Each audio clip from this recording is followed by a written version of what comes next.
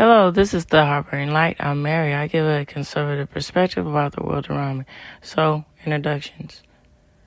Feedback is greatly important. I can't stress it enough. It helps with the aspect of not only the podcast, but it helps to know what you all think. And I appreciate all you listeners out there. So, feel free to give me your thoughts, questions, concerns, and possibly show ideas if you have them. So, the way to reach me, either through email, Substack, follow me on Substack, make comments on Substack. Also X, and make comments on X would be greatly appreciated. And fill up those comments on YouTube as well. So here are some of the podcasts that I'm on. Spreaker, of course, Spotify, Deezer, iHeartRadio, Amazon Music, just to name a few.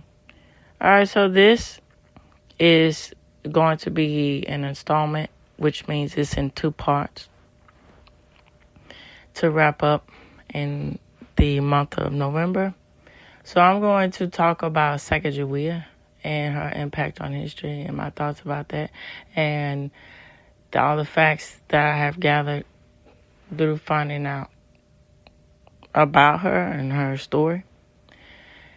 So I'm going to talk about the historical background in this episode. And on Wednesday's episode, I'm going to not only talk more about it, but I'm going to talk about it from a media sense, particularly on the night at the museum when they covered and talked about Sacagawea and her character in that movie, and I'm going to give my thoughts about it. All right, here we go.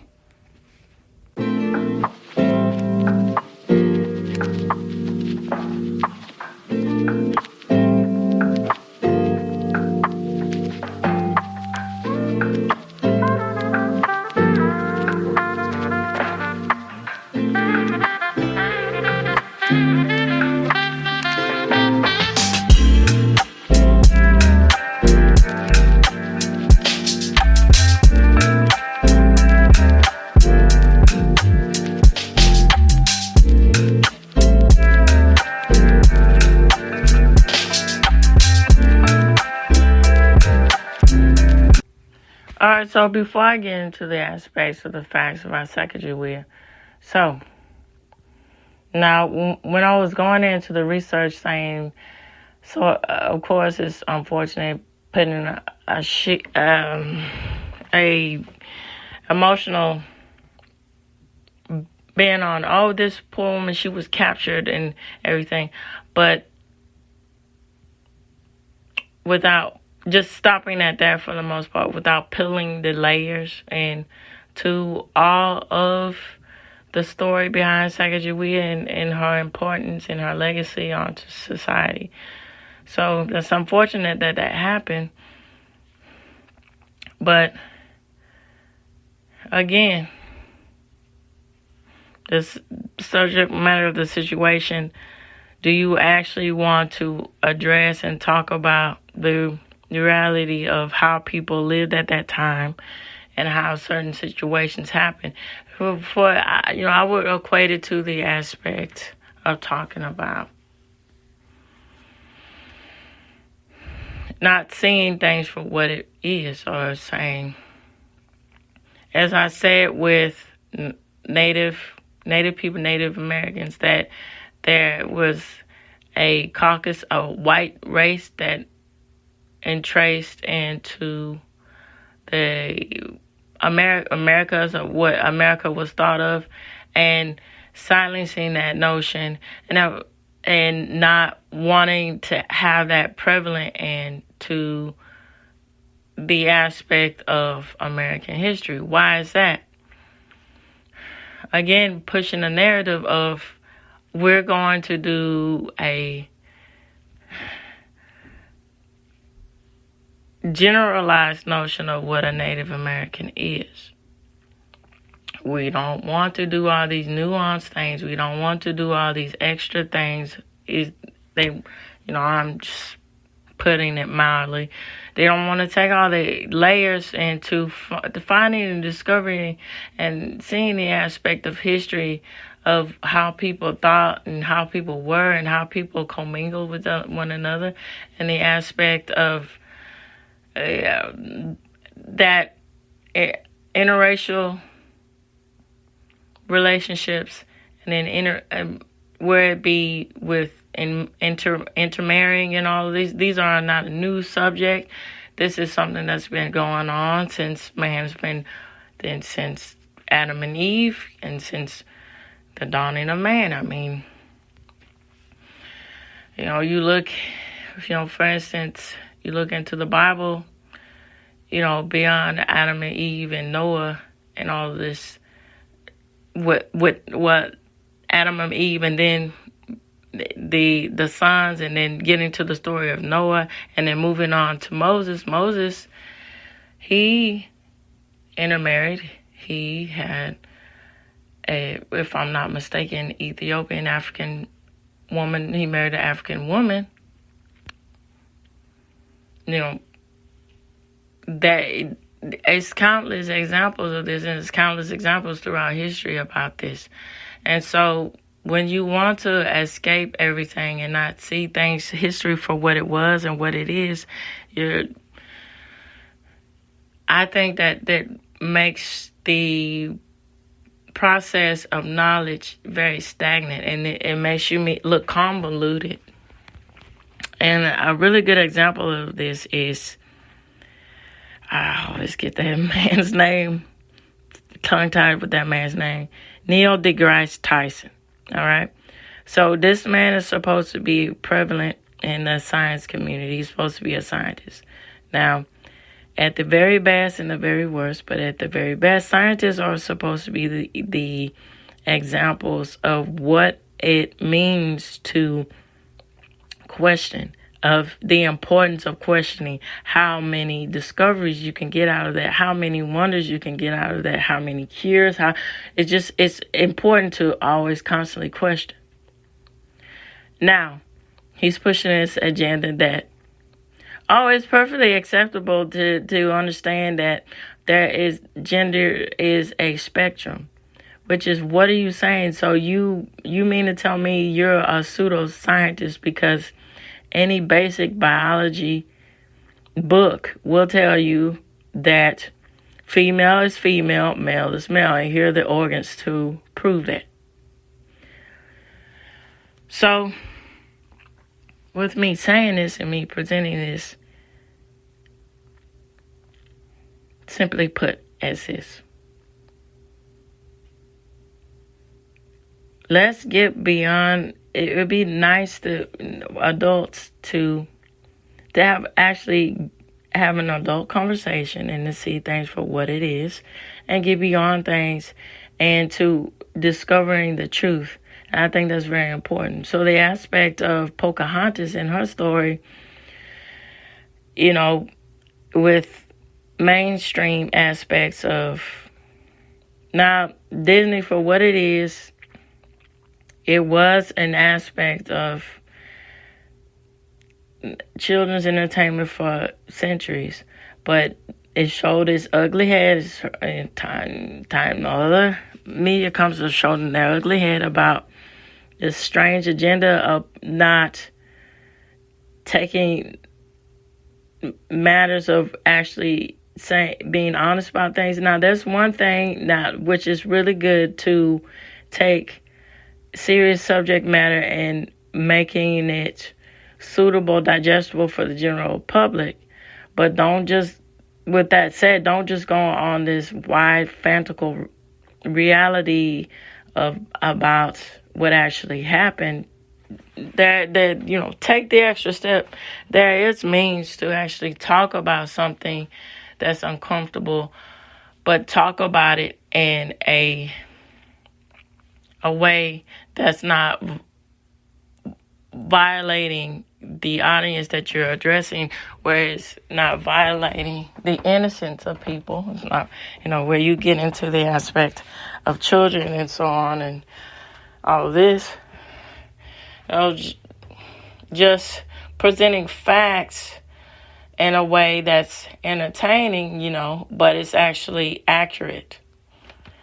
And the subject matter that is not suitable, just redirecting it into layers of talking about things that are suitable, but just not fantastical aspects of it, The good case in point of that is about, that I'm addressing is Disney's Pocahontas. So that was cute, sweet, they presenting the story like that. But it'll be another, of course, it is, with the argument, oh, Mary, hey, that's a children's animation. That's for children. Yeah, but hey, there's ways to talk about history that's factually true and to enlighten children, to get children to understand things that doesn't talk down to them, or, and finding that balance is really good. I think a really good thing to pay attention to and to cater to when you go into the aspects of education and you go into aspects of the benefit of knowledge and the power of knowledge in our society. And so, another good case in point. So, I was talking about reading Rainbow in one of my episodes of last week, or the week before, it was last week. So, LeVar Burton, he's a really good example, okay? He's supposed to be this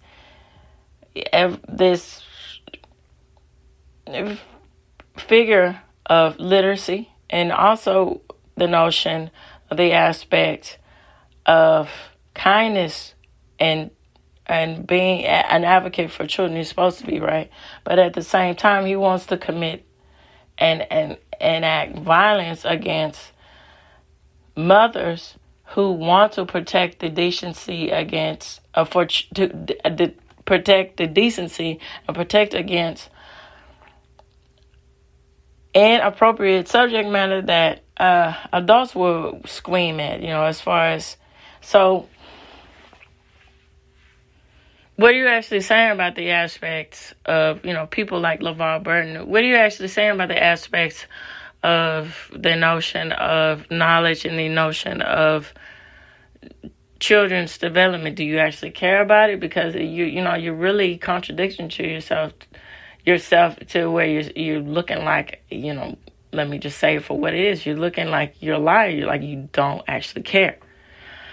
So, with that being said, feel free to give me comments about the aspects of what your thought process about Native American people, Native American history and the culture in our American society, and then globally, all my listeners out there, what you think too. So feel free to either email me, follow me on Substack, X, and of course, fill up those comments in YouTube. We greatly appreciate it. Get those conversations going. I just like to know. And then this is another good way to be the vehicle behind, people addressing things honestly for what it is, for what they think about things. And I think that's important. If with all else fails with this podcast, that's what I'm trying to do. That's what I would like to do. Just be a platform for people to honestly talk about things, and then we, address things, and then just go from there. That's a good thing to do. And that's very helpful with the important aspect of empowering society. All right, I have some throat issue right now. Okay, with that being said, here we go with the facts. All right, of course, I will link this source in this episode and other sources in the other episode on Wednesday. All right, so here we go. It says, so this is from Britannica, and so it's saying this. And excuse the chickens in the background. We have chickens, so there you go. Bear with it. All right, so says, as a Shonan Indian woman who was an interpreter, traveled thousands of wilderness miles with the Lewis and Clark expedition from 1804 to 06, from the Mandan Hadatasha village in the North Dakotas to the Pacific Northwest. Separating fact from legend and Sacagawea's life is difficult. Historians disagree on the dates of her birth and death, and even on her name. And Hadatasha Sacagawea, pronounced with a hard G, translates to bird woman. Alternatively, Sacagawea means boat launcher and showing. Others favor Sacagawea. The Lewis and Clark journals generally support to the Hadatasha derision of this. So, a Limni Showan woman, she was about 12 years old when the Hadatasha raiding party captured her near the Missouri River's headwaters about the time of 1800. So it goes on to say that she was enslaved and taken to their Knife River Earth Lodge village near present-day Bismarck, North Dakota. She was purchased by French-Canadian fur trader Toussaint Charbonnier.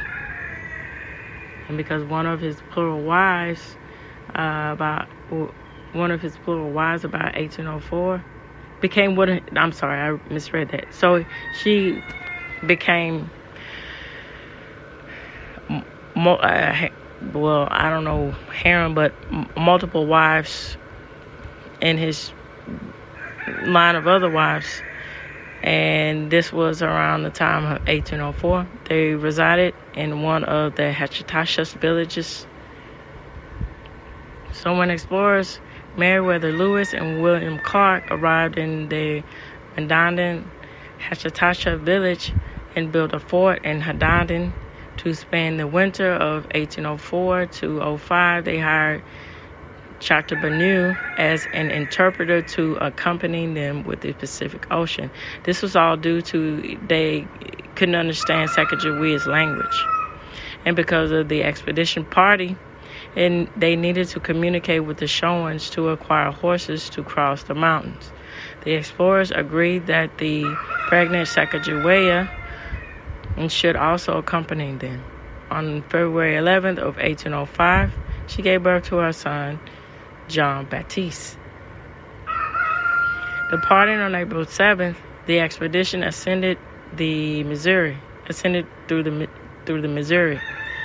On May 14th, Chateaubriand nearly capsized the white Pregon, or boat in which Sacagawea was riding.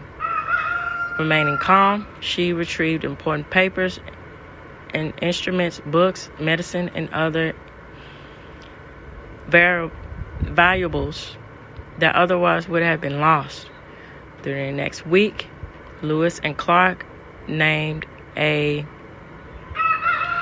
tribute of the mountainous Mussel Shell River as she was called Sacagawea, or Bird Woman, after her.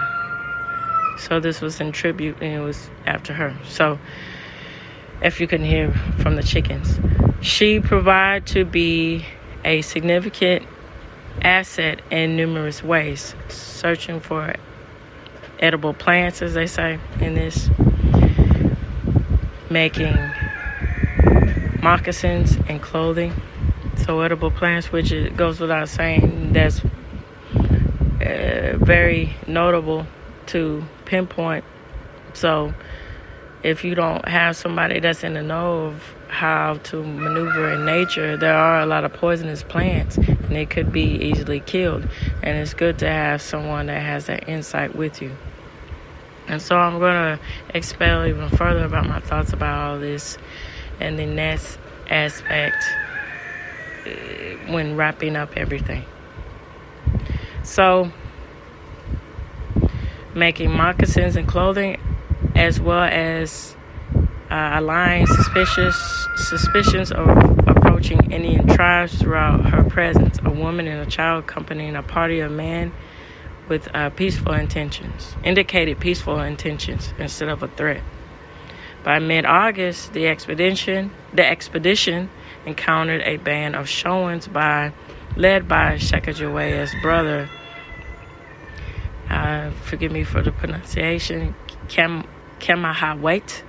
The reunion of sister and brother had a positive effect on Lewis and Clark's negotiations for the horse and guide that enabled them to cross the Rocky Mountains.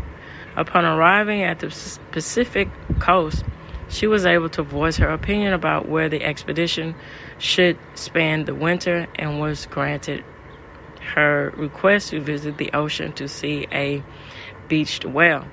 She and Clark were fond of each other and performed numerous acts of kindness for one another, but romance between them occurred only in the latter-day fiction. So, which it wasn't true. This is sensationalized to fit a narrative. So, Sacagawea was not the guide for the expedition, as some have numerously portrayed her. Nevertheless, she recognized landmarks in southwestern Montana and informed Clark that the Bozeman Pass was the best route between the Missouri and the Yellowstone rivers on the return of their journey. On July 25th of 1806, Clark named Pompey's Tower, now as Pompey's Pillar, on the Yellowstone after her son, whom Clark fondly called his little dancing boy, Pomp. The Chantabanua family disengaged from the expedition party until their return to the Mandan Hashatasha village. Chantabanua eventually received $409.16 and 320 acres for his services. Clark wanted to do more for their family, so he offered to assist them and eventually secured Chantabanua as a position as an interpreter. The family traveled to St. Louis in 1809 to baptize their son and left him in the care of Clark, who had earlier offered to provide him with an education. Shortly after the birth of a daughter named Lisette, a woman identified only as Chantabanua's wife, but believed to be Sacagawea, died at the end of 1812 at Fort Manuel near present-day Modebridge, South Dakota. Clark became the legal guardian of Lisette and John Baptiste and listed Sacagawea as deceased in a list he compiled in the 1820s. Some biographers and oral traditionals contend that it was another of Chantabanua's wife who died in 1812, and Sacagawea went on to live among the Comanches. Started another family, rejoined the Showans, and died on Wyoming's Wine River Reservation on April 9th of 1884. These accounts can likely be attributed to the Showans women who shared a similar experience to Sacagawea's life. Sacagawea's son, John Baptiste, traveled through Europe before returning to enter the fur trade. He scouted for explorers and helped guide the Mormon Baltan to California before becoming an alcalde, a hotel clerk, and a gold miner. lured to the Montana goldfields following the Civil War. He died en route near Banner, Oregon on May 16th of 1866. Little is known of Lissett's whereabouts prior to her death on June 6th of 1832. She was buried in the Old Catholic Cathedral Cemetery in St. Louis. Chateaubriand died on August 12th of 1843. Sacagawea has been memorialized, and statues and monuments and stamps and all of this are placed on her memory, her honor, and her name. In 2000, her likeness appeared on a gold-tinted dollar coin struck by the U.S. Mint. In 2001, U.S. President Bill Clinton granted her a decoration of honorary of a sergeant in the regular army. All right, so with this said, I am going to give my thoughts, and then I'm going to touch on briefly about the Lewis and Clark expedition. Okay, so my thoughts about Sacagawea, her background, her story. So, can't stress enough, looking at it from an objectivity is very important. So, putting everything together. So, it's quite interesting too, what I mean by this. So, it's quite interesting, for one, that it's not quite clear who she actually, her birth, where she came from, and then also when Chateaubriand, when he was coming into play, and his many wives, and claiming the woman that was claiming to be the Chateaubriand, with Chateaubriand, one of his wives, not clear if that was actually Sacagawea or not. That says a lot about that. What extra layer is there to the story of Sacagawea? Also about the aspects of Sacagawea, how things get over sensationalized to fit a narrative. So for one, Lewis and Clark. It's eerie how that plays out, with how that connects to the aspect of John Smith and Pocahontas, how their relationship wasn't. So, there's certain stories, certain legends, or certain narratives that say that Pocahontas and John Smith had an affair, not an affair, but they were in love with each other. The narrative being pushed more without, excuse me.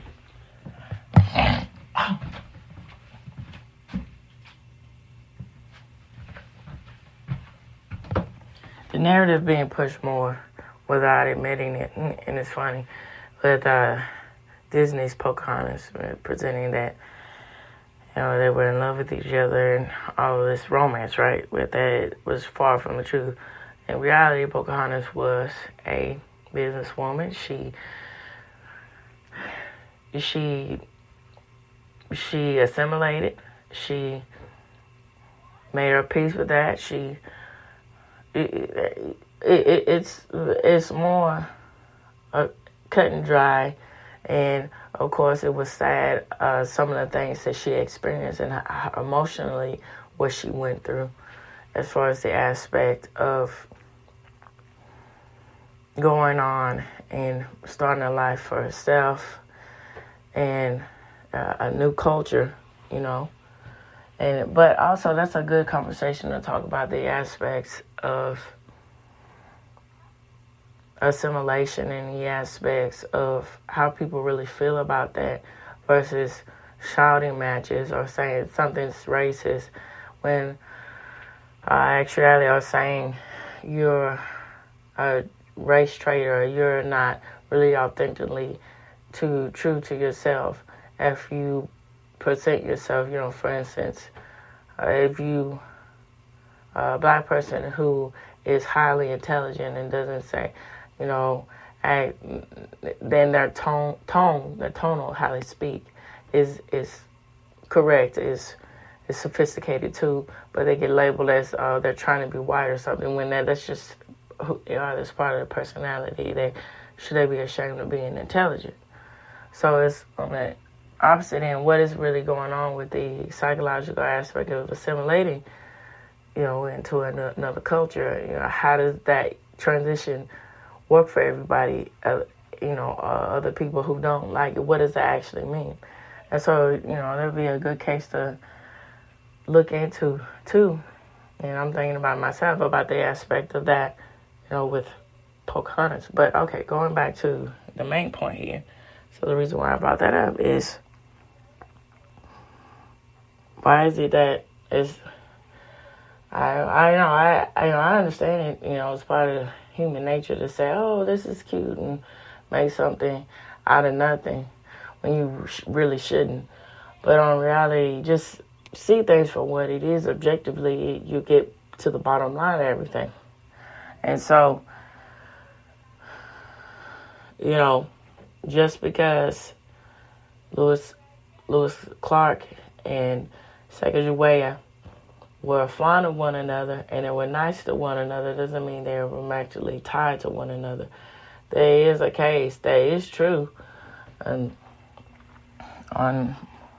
unbeknownst to certain notions or certain agendas that mainstream culture and other things like that say, men and women can have platonic relationships.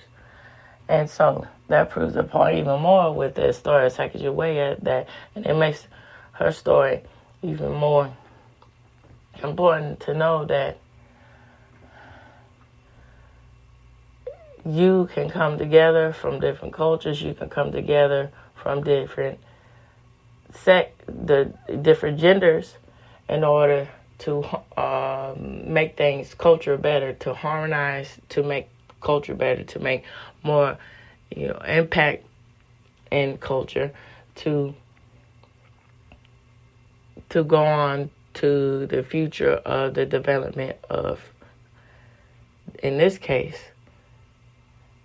America, the state of America, the Dakotas, the St. Louis, all of these things. It's quite interesting.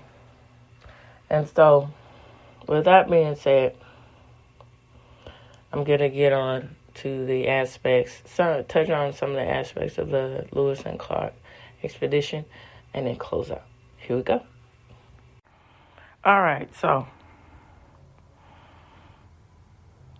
Lewis and Clark expedition lasted from 1804 to 1806.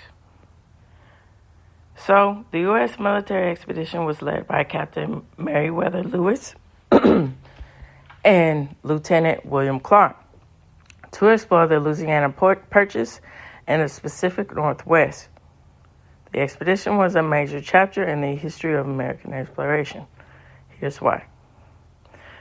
On January 18th, 1803, U.S. President Thomas Jefferson sent a secret message to Congress asking for $2,500 to send an officer and a dozen soldiers to explore the Missouri River, make diplomatic contact with Indians, expand the American fur trade, and locate the Northwest Passage,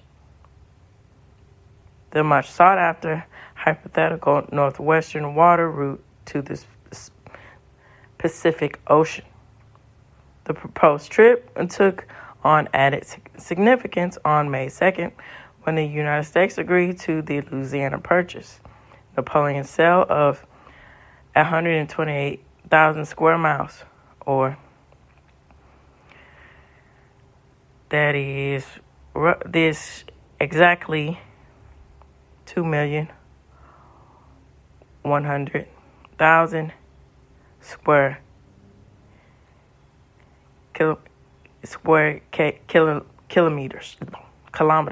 kilometers of French territory for 27 million. Jefferson, who had already sponsored several attempts to explore the West, asked his personal secretary, Meriwether Lewis, to lead the expedition. Lewis was dispatched to Philadelphia for instructions in botany, celestial navigation, medicine, and zoology. He also purchased supplies and spent $20 on a Newfoundland dog, and name was Seaman. Jokes with that, but that was his name. So, Lewis, they got weapons at Harper's Ferry, Virginia, now in West Virginia. Supervised the construction of a 55-foot, 17-meter metric keelboat and secured small vessels, in addition to designating an iron-framed boat that could be assembled on the journey. As his co-commander, he selected William Clark, who had been his military superior during the government's battle with the Northwest Indian Federation in the early 1790s. The U.S. Secretary of War denied Lewis' request for a shared command, but Captain Lewis and Lieutenant Clark chose to address one another as captain to hide the fact from the other members of the expedition. For his part, Clark recruited men in Kentucky, oversaw their training that winter at Camp River Dubois, in Illinois, and served as the expedition's principal waterman and chartographer, that is. So expedition from May 14th, 1804 to October 16th, 1805. Over the duration of the trip, from May 14th to September 23rd of 06, 1804, and on May 14th, and then 1806 on September 23rd, from St. Louis to Missouri to the Pacific Ocean and back. The Corps of Discovery, as the expedition company was called, traveled nearly 8,000 miles. The entourage, numbering about 4 dozen men, covered 10 to 20 miles a day, poling and pushing and pulling that 10-ton keel boat and two Borginese boats up the Mississippi River. Lewis' iron frame boat was later assembled and covered with skin near Great Falls in present-day Montana, but had to be abandoned because the seams leaked and there was no pitch to seal them. The captains and at least 5 others kept journals. President Jefferson had instructed Lewis to make observations of latitude and longitude and to make detailed notes about the soil, climate, animals, plants, and native people. Lewis identified 178 plants new to science, including bitterroot, Perry sagebush, Douglas fir, and ponderosa pine, as well as 122 animals such as the grizzly bear, prairie dog, and pronghorn antelope. It's quite interesting how, again, the impact of exploration, how that evolves to what we know as America, or what we know as to a society or a country from exploration. So the scientific names, Philadelphius Lewis, mock orange, Lewisa rediva, bitterroot, and Clarkia pulea, pink fairy, or rag robin, are but 3 examples of man's discovery. And it's quite interesting how they have their, where they Rain is for Philadelphia, and then their names and all that with the scientific discovery of these plants. Okay. But there are 3 examples of man's discovery. The expedition encountered immense animal herds and ate, well, from the herd, which it's quite understandable. So from these animal herds, they consume 1 buffalo, 2 elk, or 4 deer per day, supplementing by roots with berries and fish. They name geographic locations after expedition members, peers, loved ones, and even their dog. They experience dysentery, venereal diseases, boils, ticks, bites, and injuries from prickly pear. Yet only 1 man perished over the course of the journey.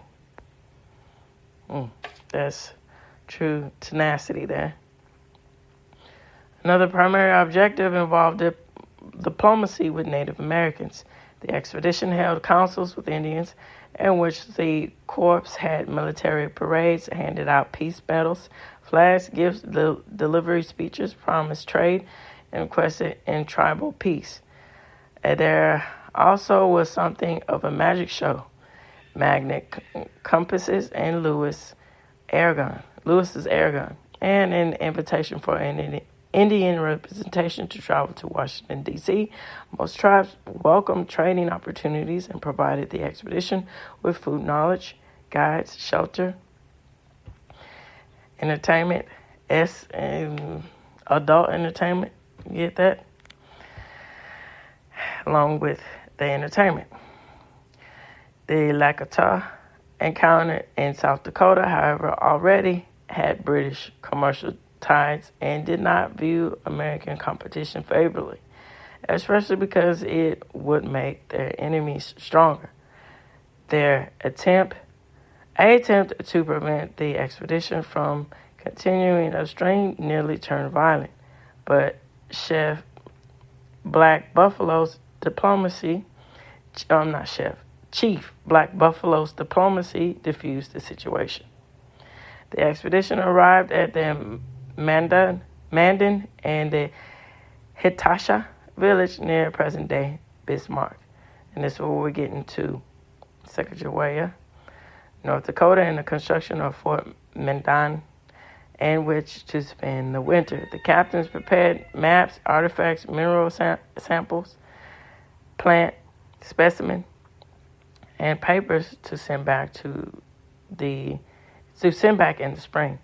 On April 7th of 1805, a small crew departed on St. Louis bound keel boat laddered with boxes of materials for Jefferson that included live magpies and a prairie dog. Meanwhile, the permanent party proceeded up the Missouri in 6 canoes with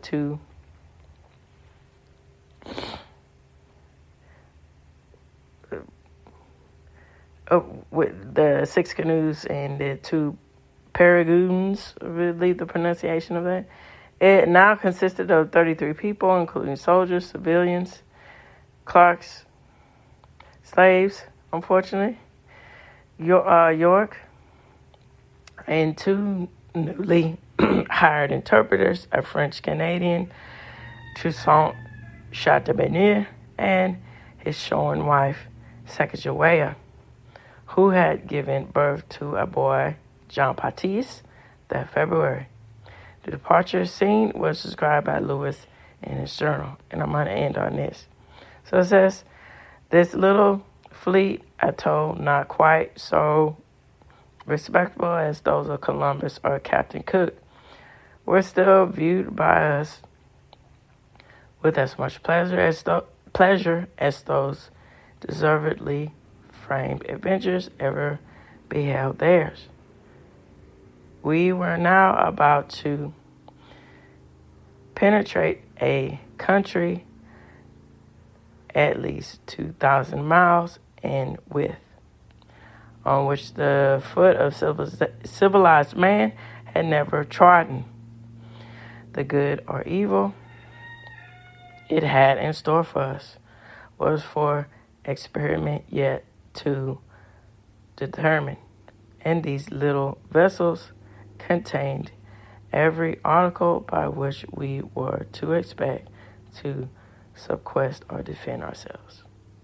With that said, I'd like to know what you think about the aspect of Lewis and Clark and Sacagawea and American history. Your thoughts about American history in general. Either email me through Substack. Well, email first, Substack, X, and of course, fill those comments on YouTube. Be greatly appreciated. And now I am loading shorts, comedic shorts, that is. So go on and check it out. This reaches the end of the Harboring Light. Those comedic shorts are on YouTube, of course.